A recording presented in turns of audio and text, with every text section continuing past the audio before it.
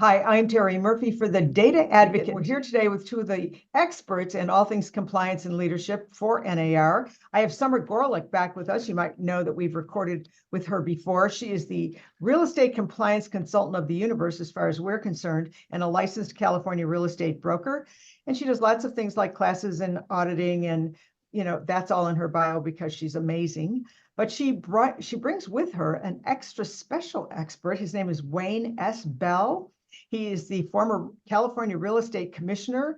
He was appointed by Jerry Brown, believe it or not, and confirmed unanimously, can you say that, with the California Senate. And he right now is doing a lot of important consulting with the real estate industry. And I think having you tandem, both of you, is going to be like amazing. So as you all know, there are some challenges going on with the National Association of Realtors, and it has gotten to have global news. And I think I would like to start with you, Summer, on, while the NAR settlement is not effective until whenever it is effective, there are some things going on with final approval. And should realtors be complying now, or do they have to wait? Both of you should weigh in, but let's start with Summer. All right, thank you, Terri, and thanks for that kind introduction. Yeah, so the word on the street is, even though these things are not necessarily in effect, we see the final approval hearing won't be till November. The idea should be that real estate licensees should be gearing up for these changes right now. And that's exactly what's going on. National Association of Realtors, California Association of Realtors, and of course, all of the boards across the country are already creating new forms to accommodate these upcoming changes. The MLS is vigorously working to implement these new changes, which are not going to be easy. So yes, the answer is yes. Agents should be getting acquainted with what these changes mean, how to explain commission structures and everything that's going on to their clients. And there should be massive training on buyer representation agreements. Now, one of the things that I learned this morning from our master coaches session is just read it. Right. Just go through it, and you'll have a new awareness. And it also, I think, Wayne, if you'd like to chime in on this, one of the challenges we've had to face with this present challenge is that we never generally, I speak as general realtors, articulated the value of the services. And so now that seems to be the fly in the ointment for some of the current challenges we've got. Tell us what your thinking is going on with one of the recommendations to those firms that you're working with now. I think every realtor, every real estate agent should be out there talking about what value they bring, what worth they have, what edge they can bring to a particular transaction. And in connection with that, it would be what particular skills they have, what successes they've had in the past, what successes they see themselves having in the future, what sort of relationships they have. I used to tell people when I was the real estate commissioner that I could do a transaction myself, but I always went to a realtor because they have particular knowledge about an area. They can bring me information that I couldn't get otherwise. They have relationships with vendors, and that would include contractors, with people who do inspections, and they have particular skill sets. And I think realtors really need to underscore that right now and show their value. In the past, it wasn't that necessary for, let's say, a buyer's agent to show much value other than here's a house to look at, and then they would get a commission for bringing someone to a home. And now there's an extra effort that's necessary. And I think Summer's absolutely right. There needs to be disclosure, there needs to be transparency, and there needs to be constant communication. It should be an oral discussion with the client about what they're going to do, what that agent's going to do, and how they think they should be compensated for that. And there needs to be written communication as well, written contracts and the buyer representation agreement. Isn't it wild? Sorry. Isn't it wild that the reason why, at least in my opinion, the reason why agents weren't expressing, their value, having to prove their services, is because this was not a topic of discussion. You weren't talking about what commission you were going to receive, at least between buyer brokers and buyers. That discussion didn't exist. And I think that's why that's also sort of rocked the real estate industry right now. There's literally agents standing up in town halls saying, how do I talk to my clients? What do I say? I mean, we're not just talking new agents, we're talking experienced agents. It's because these conversations didn't exist. It wasn't part of real estate practice. Yeah, And Go on ahead. that summer, just to follow up to that summer, the same thing with the commission rate. As you Oh, know, and definitely. what came out in this case is that most of the commissions were around 5% to 6%. Sometimes they were less, sometimes they were even more. But the reality is there was usually never a discussion with a client, with a seller. And that was the gravamen of this case. And what is really intriguing is part of the facts that came out in the case is one of the plaintiffs actually said, I was handed a sheet with commission rates, and I forget what the rates were, but it was like 12%, Yeah, it was like 6%, 8%, and 7%, then 6%. 8%. 6% was the lowest. It's like, okay, which one do you want to Circle choose? it, circle And it, circle then the they picked commission. 6 because Yeah. there was never a discussion, and no one really truly understood that 6 was kind of like a floor in many And that was places. in Missouri. That was in Yeah, that's right. Missouri, in all fairness, yes. That's right. Well, clearly articulate. I mean, where I come from as a communication freak, it's always good to over communicate, not under communicate. Yes. I will give some grace to the fact that in the last 5 to 7 years, the market was so fast that and a lot of these agents were relatively new. They never even knew they had to have a discussion. And so I'm not in defense of that. I believe that in order to articulate your value, you have to be able to communicate that in multiple ways. And Wayne, I think in writing is just great. But why don't you tell us, either one of you, to explain the rule and the practice changes? How do you see that going forward? Summer, do you want to take I can take it if you don't want to. Sure, The no, bottom go. line. Please Go go. ahead if you want. Okay. No, please. The bottom line, and this is fascinating to me because I looked at the backgrounder from the Department of Justice. I looked at the case and the filings, and what NAR referred to as a mandatory clear cooperation compensation rule, the Department of Justice refers to as NAR's concealment rules.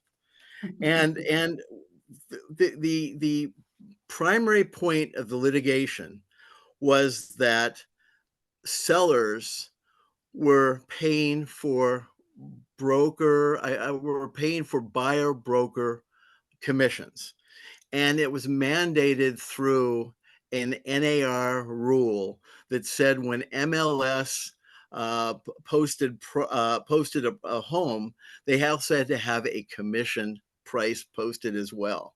And so this was a non-negotiated price, and it was a rule or a policy that was in place through NAR, which required anyone who posted a home for sale in an MLS, and some MLSs are independent, but NAR controls most of them, that the commission rate was there, and then the buyer could see what sort of cooperation they would get.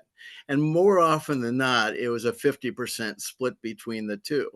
And sellers weren't aware of this in so many cases, and buyers had no clue either. And that's also part of the case. What NAR said is this was a good thing for consumers, and this was a good thing for the real estate industry, but others said what it did is it concealed the fact that some buyers agents were actually steering people to homes where the compensation was higher and they could get more money. And that's where the Department of Justice said this is concealing the fact that these services were not free. And NAR and a lot of realtors said to buyers, hey, the services of your broker are actually free. The buyer's broker are free, but they weren't free because it was baked into the home price. Summer, I'll ask you to comment on that. No, I mean, that's an excellent summary of the issues, one of the issues, and the DOJ's contention in all of this. And then to one of the changes now that are going to take place as part of that proposed settlement. is that there's going to be no longer will the MLS serve as a place to facilitate the offering of compensation. There will be absolutely no commission field. Nothing will be advertised on the MLS related to commissions. It's all coming off the MLS. I actually think that's kind of interesting because NAR has made very clear, they have a site set up where they're clarifying everything and they're providing guidance, which I think is fantastic. But they've made clear that, hey, sellers and listing brokers, you can still pay the commissions of buying brokers and buying agents, but the MLS is not going to be a place where that's going to be basically facilitated or negotiated or whatever. There's actually going to be conversations, right, between listing agents and buying agents about that point, if that's something that sticks. That's right. And I think the Department of Justice has said in some of their releases that they want to make certain there's no gamesmanship here, and realtors can't have some non-MLS aggregated site where the commissions are discussed too. And there Right. really is this view, and I concur with the view that there needs to be a negotiation, there needs to be a discussion about what the commission rate should be. And there's this question as to whether the 6% commission is going to go away. Not necessarily, but in all likelihood, it's going to be less than 6% once the public is educated that 6% or higher amount was used to automatically pay for a buyer's agent. And in that regard, obviously, a seller is going to say, why am I paying this commission if the buyer's agent's not going to get the money and I get no benefit from it? And the other change that's on the table here, so taking off commission off the MLS, is that any MLS participants, when working with buyers, before touring the property with that buyer, they will have to have a representation agreement in place.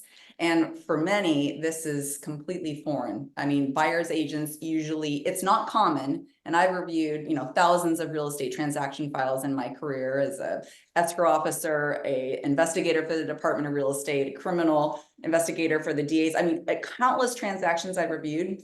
It's very rare that you would find a buyer representation agreement in place with a buyer prior to a purchase offer being prepared. It's just not part of standard practice. And again, this is another pretty big change to the industry. I might just say here, having been a practicing agent for a gajillion years, that when that buyer agreement came out, it wasn't a choice with the company I was with. You had to sign that. And part of that helped, I think, articulated the value of what we were going to bring to the table. As far as I'm concerned, boots on the ground are always going to trump everything else because you have to know what's going on locally. And I don't know how you can find that out through Zillow, but that obviously changes how we communicate, I'll say, compensation, because, as an attorney, Wayne, you have an hourly, let's just say, or you have, a percentage of a transaction. And I mean, when you look at it, I mean, if you're on four corners in any town, there's 4 gas stations, they're all relatively the same price, give or take. Yes. I don't know that it was fixed. I just think that it was never articulated as to why and how. And so what can you see agents going forward with in anticipation of this? Should they create a listing presentation that's much like a buyer presentation, that's much like a listing presentation, where and I just want to make a big distinction between what we do as agents. I mean, putting up a sign to me is like, it's like saying I'm going to buy fries at McDonald's and they're going to be cooked. I mean, that's part of the job. To me, the value is my negotiation. And we wrote the 1 minute on negotiator. So I know that we don't generally give skill advancement to negotiating, or looking at the statistical changes in a demographic for moving and appreciation and loan to value and all that stuff. So what would you recommend? Let's just start with you, Wayne, because you're ready. Yeah. The issue of price fixing is fascinating to me because the jury concluded that there was a price fixing in how this is all set up. But I don't know if anyone ever sat down and said, hey, let's agree that we're never going to change the pricing on this because the commissions were all over the place. Exactly. And if you've ever done antitrust work, and I've done a little bit before, you have price leaders, you have price followers, and someone could say, well, look, it's so close, we think it's price fixing, but it's very hard to prove. But here a jury was convinced. And so they had a verdict of like 1.7 plus billion dollars, which is subject to troubling under the antitrust rules. And that's why NAR settled the case. What I think all realtors need to do now, especially buyer side agents, is they have to discuss what their value is. It goes back to the discussion we had at the very beginning, and maybe figure out what it is worth by the hour. There are also a whole bunch of compensation models. You have hourly charges, you have tiered approaches, you have project approaches. You can say, okay, I'll put a sign down, I'll make an offer, I'll do post closing consulting, I'll negotiate for you, and then figure out what all that's worth. Or as Summer mentioned, you can still get a commission outside of an MLS. So I think some buyers agents are going to have to contact the seller's agent and say, what concessions will you give to my buyer, or what commission will you pay to me in order to help facilitate this transaction? And as you know, there are winners and losers in every lawsuit. The winners here, the big winners, are the lawyers who brought this case, and that should not be a Really? surprise to anybody. And the other winners may be deep pocketed buyers. The losers here are in many ways the buyer side agents and buyers themselves, especially first-time buyers, because first-time buyers typically don't have the money to compete with a lot of different folks who have money. And now they'll be told by some of their agents, and you have to pay my fee, and my fee is whatever, my hourly is this, whatever. And so I think there has to be a discussion with every buyer, what the agent brings, how they will get compensated. And the other thing with first-time buyers, this is also problematic, is a number of lenders, and I think Fannie Mae and Freddie Mac and some other lenders, they don't allow you to finance the commission fees. And so if you're paying a commission fee, that's just on your own. And so first-time buyers, that's extra difficult. But and Terry, you mentioned something that I thought was fascinating about lawyers' fees. I think at some point in the future, there's going to be an action like this against some lawyers, because if you look across the country, lawyers who do contingent fee cases, they typically get 33 1/3 when they take on the case. Then they'll get 40% as the case moves forward. And if it goes to trial, they get 50%. So maybe there's no group action here, but it's kind of interesting that that's the result, and that's the fee that's being charged. And so I think at some point that may be challenged as well. But in this case, I think, like any lawyer who is sitting talking with a client, you have to say, okay, this is what I charge, this is why I charge this much, this is what I bring to the table. And again, getting back to what we discussed earlier, the real estate brokers, the salespeople who represent buyers, are going to have to say, I do a better job, or I do this better than somebody else, and this is what I'm going to do for you, and this is what I charge for this. And if you'd like, I'm going to contact the seller's agent and ask if they will share some of their commission, sort of a co-brokerage or cooperative sharing of a fee, to see if they'll pay for the fee, but they may not. And if they don't, this is what I charge, this is what I bring, and this is the value I have. Summer, commenting Yeah, on. I have so many different, there's so many different things I could comment on, but I wanted to ask Wayne a question on what he thought. You know, a lot of agents are complaining that by removing the commission offering or commission field from the MLS, it's actually making commissions less transparent. And now we have these like backroom discussions between One of my agents. questions. That was one of my questions. Well, it is kind of an interesting thing. I mean, you know, DOJ wants decoupling of commissions, right? They want buyers talking with their own agents about commission. But at the same time, part of it was the MLS. The buyers didn't always get to see that commission field. That was a rather more recent thing. And I think that came out of the settlement between DOJ and NAR a few years ago now. I forget what year that is. But at first, you couldn't see that commission field. So when agents would give MLS printouts to their buyers, they didn't know the commission that was being offered. Then that got changed. And oh yeah, your services aren't for free. And now we have disclosure. But in some ways, this change by the proposed settlement is now taking that disclosure away. I find it a little ironic, I'll be honest. But I get the motivation. So And I wanted to to get your thoughts on that.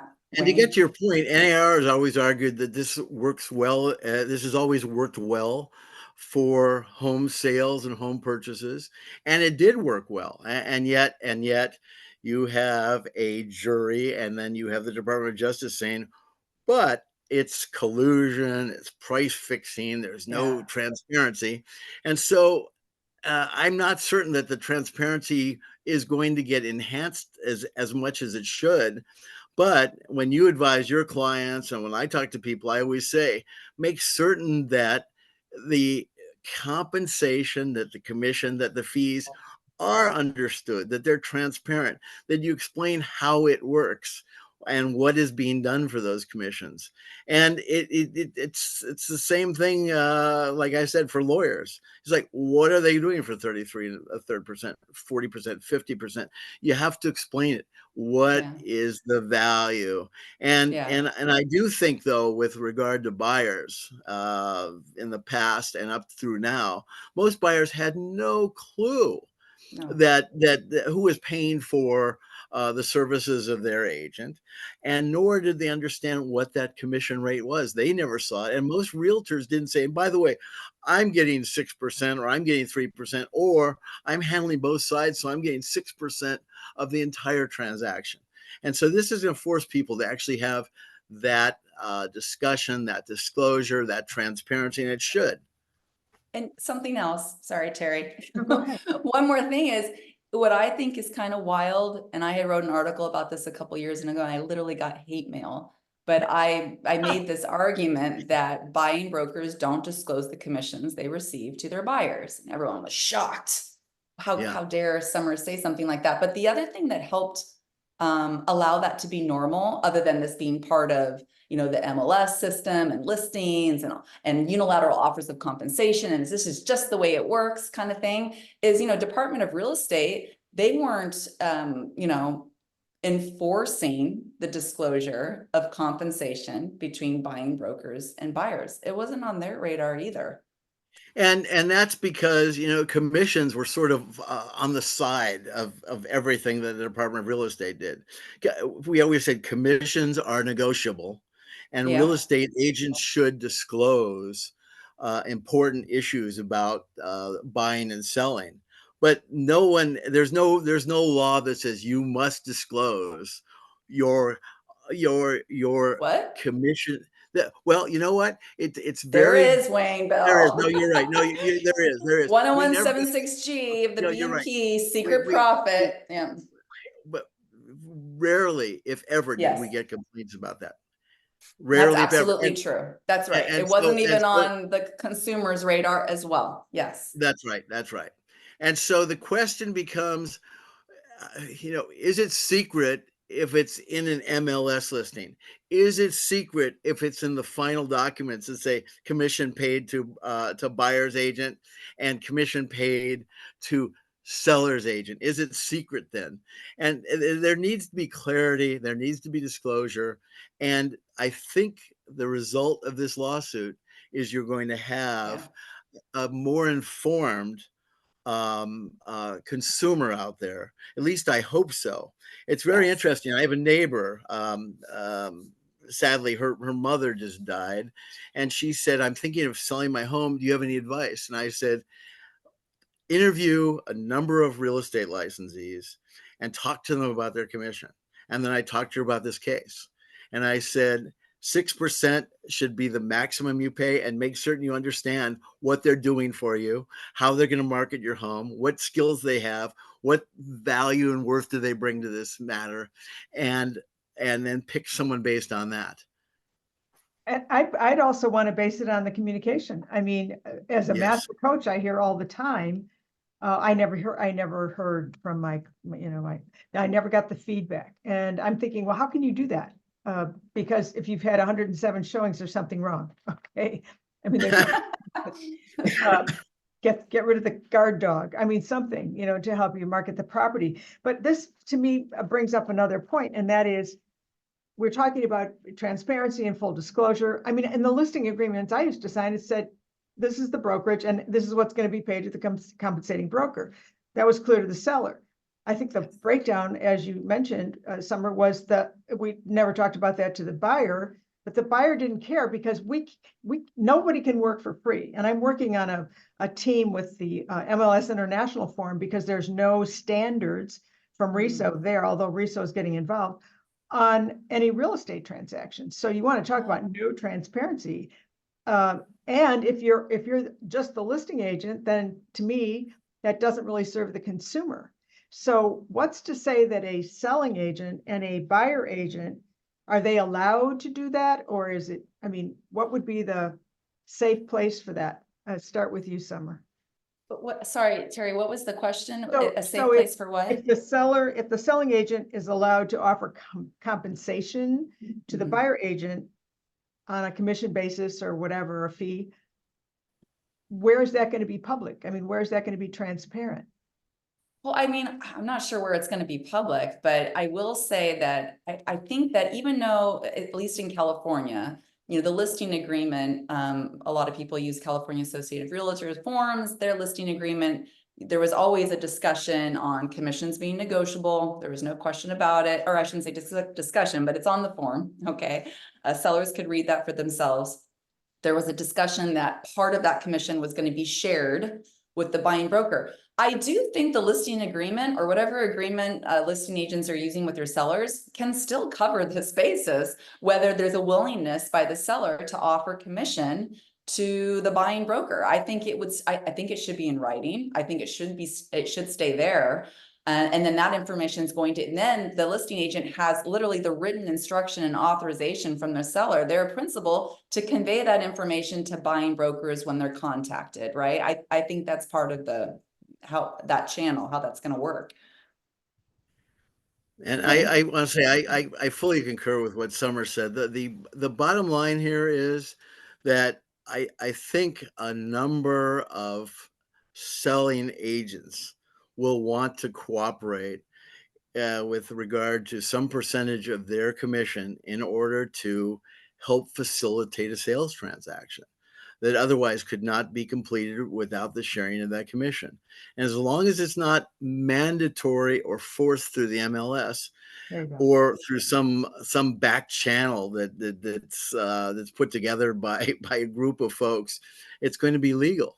And I think it's really important, Terry, to your point, is the communication is key here. And this is home purchase is the largest purchase for many people. They don't, I shouldn't say not everybody, but a number of people do not understand real estate terminology at all. They don't know a listing agent versus a buyer side agent versus cooperative communication. And they just look at the form. And if you talk to a lot of people, they say, I just want the house. I just want to buy a house and I want to move in. And so I think it's incumbent upon realtors to speak with their consumers, their potential clients, and explain what all this means, how the commission structure works, how and why it's important. And as to get to your point, Terry, nobody works for free. It can't work for free. And that's another issue about this whole steering thing. I mean, in Europe right now, they don't want to share the listing information, which makes it very difficult for buyers to find property. And if they do, if it's legitimate, I mean, there's a lot going on. So they're looking to the United States and of course this lawsuit going forward. So in closing, do you think these changes are going to lead to bigger changes? And of course, I think they are. And you'll have to join us again because this will keep going on and on. For example, will home prices go down? Will they go up? Will there be a different kind of notice given that's universal across the country because it's NAR mandated? What do you think might happen from here? Well, first, I want to mention something about the steering issue. Real estate licensees have a fiduciary duty, and that's to Absolutely. put their clients' interests ahead of their own. And what intrigues me about the notion of steering is the real estate licensees are putting their interests ahead of their clients. So let's say I go to a real estate licensee and I say, I want to buy a home. I want the least expensive home I can find, and I want to pay the lowest fees I can find. If the real estate broker does that, all's great. But if the real estate broker is looking at the MLS information, they go, I can get more money, a larger commission by having my client buy this home over here, which really isn't the least expensive. Then they violated their fiduciary duty and they put their interests first. Turning to your question about what this all means, there are some wild rumors out there. There's misinformation. This is the end of real estate. This is the end of realtors. The home price is going to collapse because of this. All this wild stuff.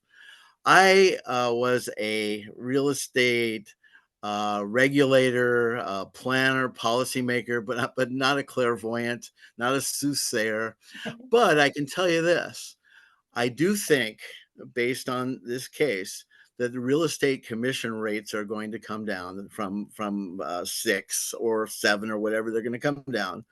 I don't believe that this case is going to have much of an impact on home prices. Home prices are pretty much dictated by area, by availability or lack of availability, and by home loan rates. The other thing, if you really think that realtors have caused prices to go up because of commissions, I could make the argument that if someone's going to get a 3% commission, then they'll want to elevate the price even more so their 3% commission generates them a greater commission. But I don't believe that real estate commissions really have much of an impact on sales, on the price of homes. And then the next question is, what impact does this have on the number of realtors? And I do think that there's going to be an exodus of some people who are, they question themselves more than anything else about what value they bring.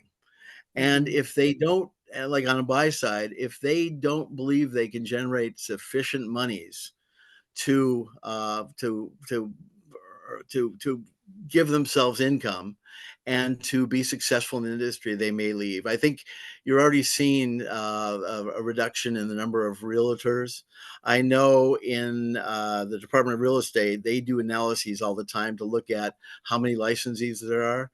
And because the market's sort of in a doldrums setting now, where things have slowed down, a number of licensees don't renew their license on time. And so they're sort of in a 2-year abeyance period. And so this is all going to shake out. No one knows exactly what's going to happen. And anyone who says, I know what's going to happen, they're just wrong. They're just guessing. I wouldn't have faith in that. Summer? I mean, I agree with Wayne. I'm in the group that doesn't, I don't believe that everything that's going on with the commission litigation and the changes is going to bring home prices down. I've never found that to be the correct correlation, although there is a large group out there that seems to think it's an interesting argument where they say that buyers have been paying the commissions of everyone the whole time because it's baked into the purchase price, which I think is kind of an interesting thing. But yeah, no, I agree with Wayne. I do think that we'll definitely see a lot of, it's like everyone and their mother is a real estate agent, right? When you go to a grocery store, everyone walking around is a real estate agent, whether they're spending an hour doing it a day, maybe, they're part-timers. So yeah, we could see a lot of them, the ones that weren't engaged in it full-time, sort of drop off. I could see that happening. Here's the thing, in general, being involved in some of the top producing agents on the planet, they're business people. And when you treat it like a business instead of a hobby, and because it is, it doesn't take depending on the state, you can get in without going 10 years to college. I think you're going to see an evening out. But on the other hand, I think that's a good thing, because my concern's always been the consumer. I was the idiot that bought a house that was supposed to be on the water, that was in the water, and didn't have to go to Wisconsin. So I got my license. because I think there's other people that don't know what questions to ask. And Right. so I don't know what's going to happen to licensees if they're found in violation, having served on grievance and professional standards and everything else. Just like we saw the backlog in with COVID in lawsuits and, you know, juries and all that stuff, that may be an impact. What do you think, Wayne? I want to zero in on the one question or the one idea that you just presented. And the question is, how does this get enforced? Who enforces this? What happens with a violation? I think the enforcement mechanisms are all out there. The Department of Justice is going to be looking at this. They're going to be looking at different brokerages. I think Well, that's scary. individual realtor. Yeah, well, the Department of Justice has been looking at the real estate industry for a long time. They've looked Right. at lockbox issues. They've looked at online brokerages and how they can access MLS, and they're going to be looking at this. But the bottom line is that this can be enforced by the lawyers in the case, by the judge, by the Department of Justice, and I think other real estate licensees are going to be looking at their competitors, and they're going to see if they're following the rules here, and the result could be people getting fired, additional lawsuits, cases before courts where they're asked to hold someone in contempt, and things such as that. The other thing, Terry, that I really wanted to get to is, what do you advise people who, I should say, what do you advise real estate licensees now, realtors, who say, well, I don't have to worry about this until August or maybe even later?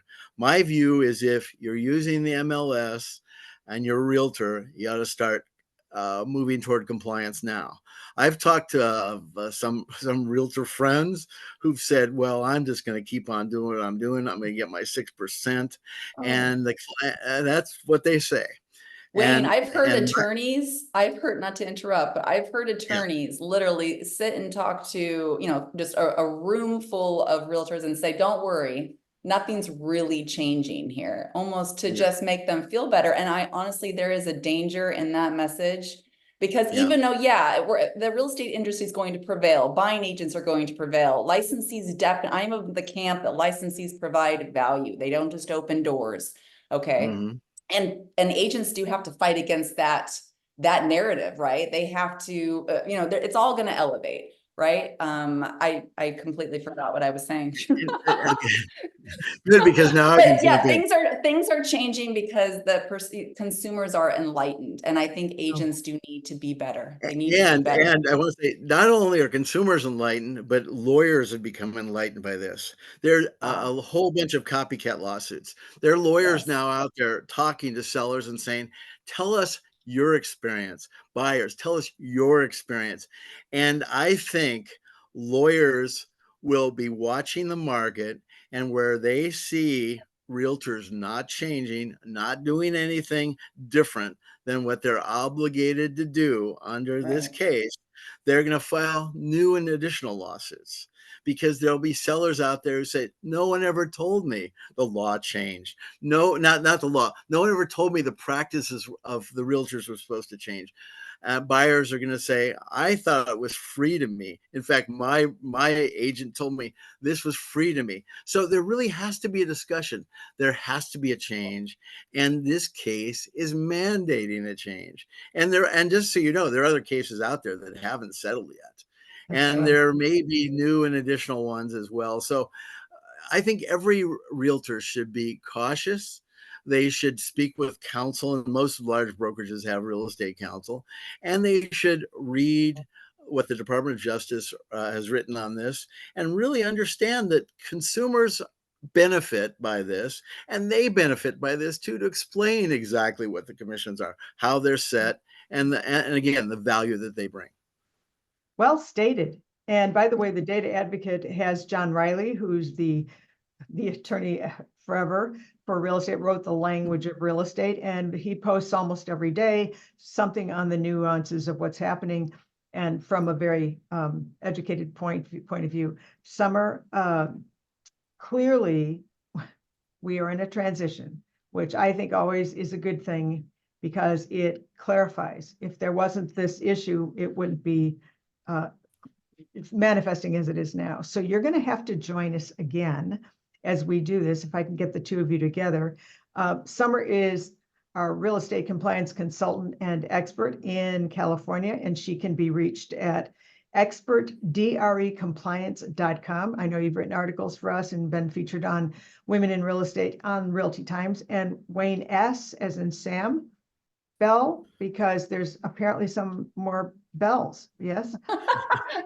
There are too many bells. Well, there's too many Murphys too, by the way, especially not short Italian ones. And you can be reached on LinkedIn under Wayne S. Bell. Both of you Correct. bring such richness to this discussion, and clearly we could be on this all day. So you're going to have to join us again. Would that be all right to invite you back? That works, love to. Terry. I'm Terri Murphy for the Data Advocates. Obviously, we bring you the latest on NAR. Please join us again for another segment on thedataadvocate.com.